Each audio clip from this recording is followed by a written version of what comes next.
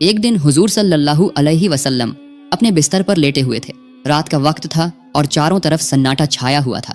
لیٹے لیٹے انہیں نیند آ گئی۔ نیند کی حالت میں رسول صلی اللہ علیہ وسلم نے ایک خواب دیکھا۔ انہوں نے دیکھا کہ حضرت جبرائیل علیہ السلام آپ کے پاس تشریف لائے ہیں۔ ان کے ہاتھ میں ایک ریشمی رومال تھا۔ رسول پاک صلی اللہ علیہ وسلم نے حضرت جبرائیل علیہ السلام سے پوچھا، اے جبرائیل، آپ کے ہاتھ میں یہ کیا ہے؟ حضرت جبرائیل علیہ السلام نے جواب دیا، یا رسول اللہ، آپ خود اسے کھول کر دیکھیے، تب آپ کو پتہ چل جائے گا کہ اس میں کیا ہے۔ رسول صلی اللہ علیہ وسلم نے وہ رومال حضرت جبرائیل کے ہاتھ سے لے کر کھولا۔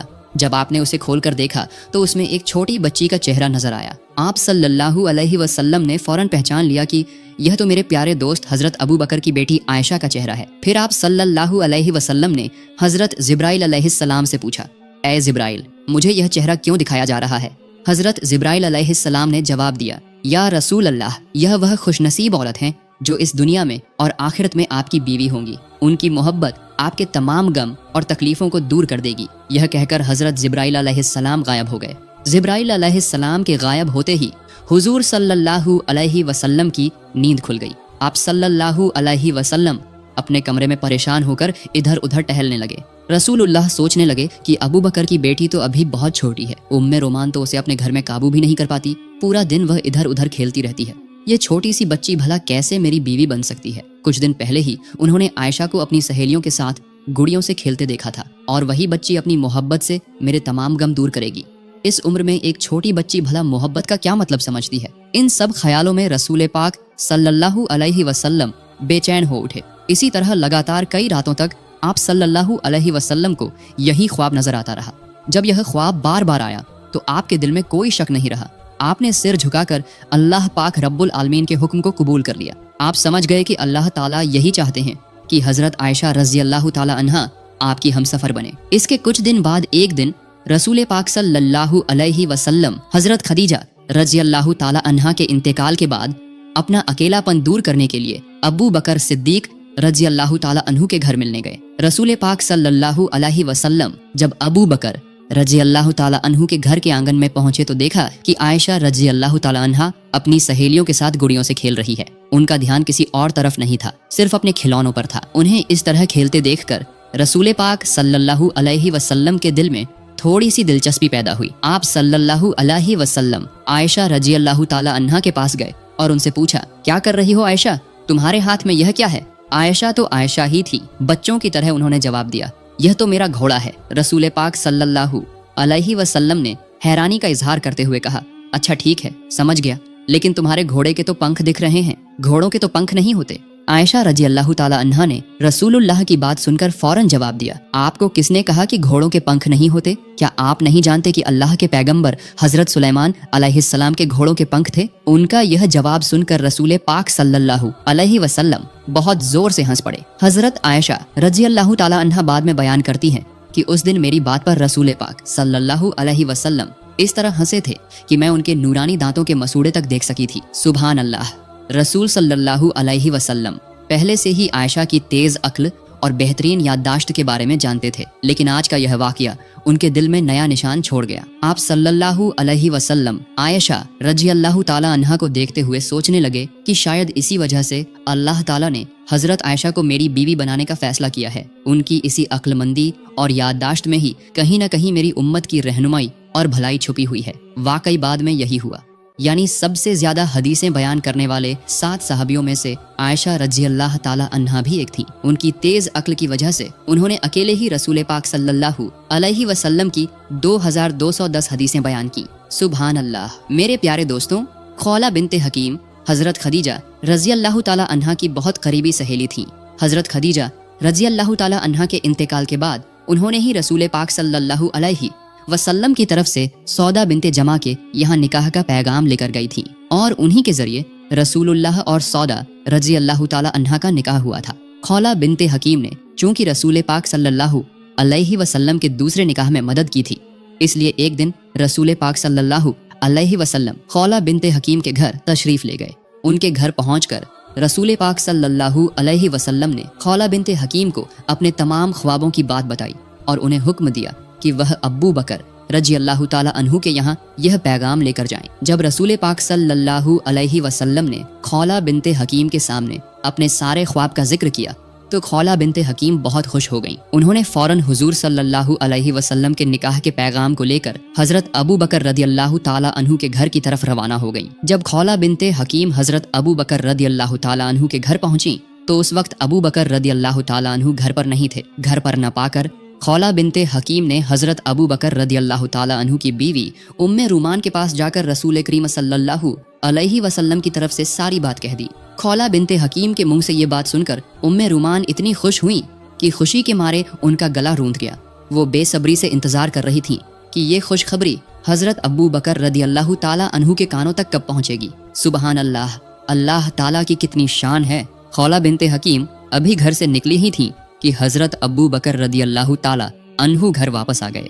हजरत अबू बकर रदी अल्लाह ताला अन्हु के घर आने के बाद खौला बिनते हकीम ने उन्हें देखते ही अल्लाह ताला का शुक्र अदा किया और हजरत अबू बकर रदी अल्लाह ताला अन्हु की तरफ मुखातिब होकर कहा, ऐ अबू बकर रदी अल्लाह ताला अन्हु, आप गौर से सुनिए, रसूलुल्लाह सल्लल्लाहु अलैहि वसल्लम ने मुझे आयशा के रिश्ते का पैगाम लेकर आपके पास भेजा है। इस बारे में आपकी क्या राय है? मेहरबानी करके मुझे साफ साफ बता दीजिए। खौला के मुंह से ये बात सुनकर हजरत अबू बकर रदी अल्लाह ताला अन्हु खुशी के मारे अपने होश खो बैठे। दरअसल वो हमेशा से ही रसूल पाक सल्लल्लाहु अलैहि वसल्लम के साथ रिश्तेदारी का ताल्लुक बनाना चाहते थे, लेकिन कभी अपनी जबान से ये बात कह नहीं सके थे। लेकिन आज जबकि रसूल पाक सल्लल्लाहु अलैहि वसल्लम ने खुद ही रिश्ते का पैगाम भेजा था, इस खुशखबरी को सुनकर अबू बकर रदी अल्लाह ताला अन्हु अल्लाह ताला के दरबार में सजदे में गिर पड़े। उन्होंने समझ लिया कि ये यकीनन अल्लाह ताला की तरफ से हुक्म है। अल्लाह ताला ही चाहता है कि मैं अपनी बेटी का निकाह रसूलुल्लाह के साथ कर दूं। सजदे से सिर उठाने के बाद वो एक बात को लेकर परेशान हो गए और खौला की तरफ मुखातिब होकर कहा, ऐ खौला, ये निकाह कैसे हो सकता है? रसूल पाक सल्लल्लाहु अलैहि वसल्लम तो मेरे भाई हैं और आयशा उनकी भतीजी से तो निकाह नहीं हो सकता। अबू बकर रदी अल्लाह ताला अन्हु की बात सुनकर खौला फौरन रसूल पाक सल्लल्लाहु अलैहि वसल्लम के पास इसका हल लेने चली गई। रसूल पाक सल्लल्लाहु अलैहि वसल्लम ने खौला की बात सुनकर मुस्कुराते हुए जवाब दिया, अबू बकर तो मेरा खून का भाई नहीं है, वो मेरा दीनी भाई है। इस सूरत में इस निकाह में कोई रिश्तेदारी की रुकावट नहीं है। रसूल करीम के इस फरमान के बाद खौला खुशी खुशी अबू बकर रदी अल्लाह ताला अन्हु को ये खुशखबरी देने के लिए रवाना हुई और उन्हें सारी बात बता दी। हजरत अबू बकर रदी अल्लाह ताला अन्हु ने ये खुशखबरी सुनकर उनके दिल में खुशी की खुशबू फैलने लगी। इधर आयशा रदी अल्लाह ताला अन्हा पड़ोसी के घर में अपनी सहेलियों के साथ गुड़ियों का खेल खेलने में मशगूल थीं और उधर उनकी रज़ाई माँ वाइला रदी अल्लाह ताला अन्हा उन्हें तलाश करने में मसरूफ हो गईं। आखिरकार उन्होंने आयशा को एक पड़ोसी के घर में पा लिया और उन्हें घर ले आईं। घर लाकर उनके हाथ पैर साफ किए, बाल संवारे, सजाया धजाया और निकाह के लिए तैयार किया। फिर निकाह की सजावट के साथ हजरत आयशा को मंगनी की रस्म में पेश किया गया। ये तकरीब बहुत ही छोटे पैमाने पर हुई थी, जिसमें सिर्फ हजरत आयशा रदी अल्लाह ताला अन्हा, उनकी वालिदा उम्मे रूमान, अबू बकर रदी अल्लाह ताला अन्हु, 2-3 सहाबा और रसूल पाक सल्लल्लाहु अलैहि वसल्लम के अलावा कोई और शामिल नहीं था। जब निकाह की रस्म शुरू हुई तो हजरत अबू बकर रदी अल्लाह ताला अन्हु ने खुद ही खुतबा पढ़ा और 500 दिरहम मेहर तय किया और इस तरह निकाह का काम मुकम्मल हो गया। मेरे प्यारे दोस्तों, यही था तमाम जहानों के सरदार रसूल पाक सल्लल्लाहु अलैहि वसल्लम का निकाह का तकरीब। इसके बाद रसूल पाक सल्लल्लाहु अलैहि वसल्लम मक्के की सरजमीन पर दीन की दावत देने में मशगूल हो गए और आयशा रदी अल्लाह ताला अन्हा अपने माँ बाप के पास रहकर अपनी पड़ोसी सहेलियों के साथ गुड़ियों के खेल में मशगूल रहने लगीं। हजरत आयशा की उम्र कम होने की वजह से वो बहुत शरारती थी। उम्मे रूमान आयशा रदी अल्लाह ताला अन्हा को समझाती बुझाती, लेकिन वो बात नहीं मानती थी। एक दिन उम्मे रूमान ने उन्हें बहुत डांटा, इसलिए आयशा रदी अल्लाह ताला अन्हा दरवाजे के पल्ले पकड़कर मुंह फुलाकर रो रही थी। उसी वक्त रसूल पाक सल्लल्लाहु अलैहि वसल्लम वहां तशरीफ लाए और उम्मे रूमान से फरमाया, मैंने आपसे कहा था कि आयशा को कुछ न कहिएगा, लेकिन आपने मेरी बात नहीं मानी। रसूल पाक सल्लल्लाहु अलैहि वसल्लम की ये बात सुनकर उम्मे रूमान बहुत परेशान हो गईं और बोली, या रसूल अल्लाह, ये तो मेरी कोई बात ही नहीं सुनती और जब मैं कुछ कहती हूँ तो अपने अब्बू से मेरी शिकायत करती है। रसूलुल्लाह सल्लल्लाहु अलैहि वसल्लम ने फरमाया, चाहे जो भी करे, आप आयशा को कम से कम मेरी खातिर कुछ न कहें, उसे अपनी मर्जी से रहने दें। इधर कुरैश नबूवत के बाद से ही मुसलमानों पर सख्त जुल्म और सितम ढा रहे थे। नबूवत के 12 साल गुजर गए थे इसी तरह, और अब भी उनकी जुल्म जारी था। कुरैश के जुल्म की वजह से मुसलमानों की जिंदगी बिल्कुल खतरे में थी। तभी अचानक एक दिन उम्मीद की एक रोशनी जग उठी। मदीना वालों ने रसूल पाक सल्लल्लाहु अलैहि वसल्लम को मदीना में आकर बसने की दावत दी। उन्होंने वादा किया कि वहाँ वो मुसलमानों को पूरी हिफाजत देंगे और खुद भी इस्लाम कबूल करेंगे। मदीना वालों के साथ छुप छुप कर अहद हो जाने के बाद रसूल पाक सल्लल्लाहु अलैहि वसल्लम ने सहाबा को हुक्म दिया कि 2-1 करके मदीना चले जाएं, लेकिन बिल्कुल छुप छुप कर, ताकि मक्के के काफिरों को पता न चले। फिर भी उन्हें पता चल गया। इसके बावजूद भी छुप छुप कर बहुत सारे सहाबा मक्के से मदीना हिजरत करके चले गए थे। रसूल पाक सल्लल्लाहु अलैहि वसल्लम ने भी मदीना जाने का फैसला कर लिया था। बस अल्लाह ताला के हुक्म का इंतजार था। जब भी अल्लाह की तरफ से इजाजत आएगी तभी वो मदीने के रास्ते पर रवाना होंगे। एक दिन दोपहर के वक्त रसूल पाक सल्लल्लाहु अलैहि वसल्लम अबू बकर रदियल्लाहु ताला अन्हु के घर तशरीफ लाए। आज न जाने क्यों रसूल पाक सल्लल्लाहु अलैहि वसल्लम का चेहरा कुछ परेशान नजर आ रहा था। जब रसूल अल्लाह अबू बकर रदियल्लाहु ताला अन्हु के घर पहुंचे तो देखा कि अबू बकर रदियल्लाहु ताला अन्हु की 2 बेटियां आयशा और अस्मा अपने अब्बू के साथ बैठी हुई थीं। घर में और कोई नहीं था। रसूल पाक सल्लल्लाहु अलैहि वसल्लम का गैर वक्त में अबू बकर रदियल्लाहु ताला अन्हु के घर आना देखकर अबू बकर रदियल्लाहु ताला अन्हु घबरा कर बोले, या रसूल अल्लाह, लगता है कोई खास बात है। रसूलुल्लाह सल्लल्लाहु अलैहि वसल्लम ने फरमाया, ऐ अबू बकर, मुझे मक्के से मदीना हिजरत करने की इजाजत मिल गई है। अबू बकर रदियल्लाहु ताला अन्हु ने यह बात सुनने के बाद सवाल किया, ऐ अल्लाह के रसूल, क्या मैं आपके साथ जा सकता हूँ? रसूल सल्लल्लाहु अलैहि वसल्लम ने फरमाया, हाँ, आप इस सफर में मेरे साथी हो सकते हैं। रसूलुल्लाह की बात सुनकर अबू बकर रदियल्लाहु ताला अन्हु साथी बनने की खुशी में आंसू भरी आंखों से बोले, या रसूल अल्लाह, आप पर मेरे माँ बाप कुर्बान हो। जिस दिन आपने मदीना हिजरत करने का इरादा जाहिर किया था, उसी दिन से मैंने 2 ऊँट खरीद कर उनकी परवरिश शुरू कर दी थी। अबू बकर रदियल्लाहु ताला अन्हु की ये बात सुनकर रसूल पाक सल्लल्लाहु अलैहि वसल्लम बहुत खुश हुए और वो अबू बकर रदियल्लाहु ताला अन्हु के घर में शाम होने का इंतजार करने बैठ गए। इधर हजरत अबू बकर रदियल्लाहु ताला अन्हु ने सफर की तमाम तैयारियां शुरू कर दी। रसूलुल्लाह सल्लल्लाहु अलैहि वसल्लम को खुफिया सूत्रों से पता चल गया था कि अबू जहल समेत दूसरे कुरैशी सरदार मिलकर रात के अंधेरे में मोहम्मद सल्लल्लाहु अलैहि वसल्लम को दुनिया की सतह से मिटा देने की साजिश कर रहे हैं। नाउजुबिल्लाह। रसूलुल्लाह सल्लल्लाहु अलैहि वसल्लम को ये खबर मिलने के बाद उन्होंने अपने चचेरे भाई अली रदियल्लाहु ताला अन्हु को बुलाया और उनके हवाले तमाम लोगों की अमानतें कर दी। साथ ही उन्हें हुक्म दिया कि वो रसूल अल्लाह के घर में उनके बिस्तर पर सो जाएं। हजरत अली रदियल्लाहु ताला अन्हु ने रसूल पाक से तमाम अमानतें लेकर उनके घर की तरफ रवाना हो गए। जब मक्के में रात का अंधेरा छाया तो रसूल पाक सल्लल्लाहु अलैहि वसल्लम आंसुओं से भीगी आंखों के साथ अल्लाह ताला के दरबार में दुआ की। इसके बाद वो हजरत अबू बकर रदियल्लाहु ताला अन्हु को साथ लेकर सफर के लिए खड़े हुए। रसूलुल्लाह सल्लल्लाहु अलैहि वसल्लम जब ऊंट पर सवार होकर रवाना होने लगे तो उन्होंने हल्की सी मुस्कान के साथ हजरत आयशा रदियल्लाहु ताला अन्हा से फरमाया, ऐ आयशा, तुम हमारे लिए दुआ करना, हम हिजरत के लिए निकल रहे हैं। यह कहकर रसूल पाक सल्लल्लाहु अलैहि वसल्लम ने अबू बकर रदियल्लाहु ताला अन्हु के साथ सफर शुरू किया। लंबा रास्ता और कई मुश्किलें पार करके रसूल पाक सल्लल्लाहु अलैहि वसल्लम अबू बकर रदियल्लाहु ताला अन्हु के साथ मदीना पहुंच गए। मदीना पहुंचने के तकरीबन 3 महीने बाद आयशा रदियल्लाहु ताला अन्हा समेत उनके पूरे खानदान को मदीना लाया गया। काफी वक्त गुजर गया था। शव्वाल का महीना चल रहा था।